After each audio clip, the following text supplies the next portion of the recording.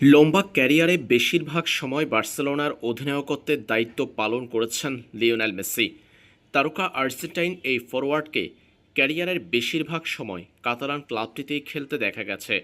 বর্তমানে ইন্টার মায়ামিতে আছেন লিও। এবার লিওনেল মেসির মর্যাদা তুলে দেওয়া হয়েছে বার্সেলোনায় এক ব্রাজিলিয়ানের হাতে। লিওনেল মেসি দীর্ঘ সময় বার্সেলোনার নেতৃত্বের দায়িত্বে ছিলেন। এবার নতুন করে অধিনায়ক ঘোষণা করেছে বার্সেলোনা।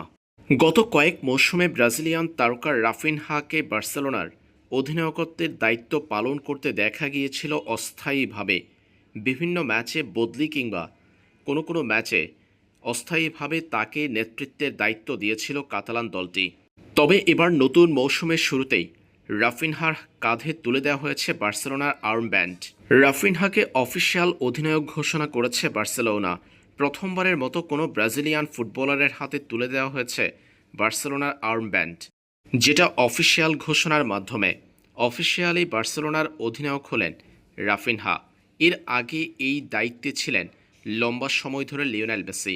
তাই বলা হচ্ছে রাফিনহাকেই এবার বার্সেলোনাতে দেওয়া হলো মেসির মর্যাদা।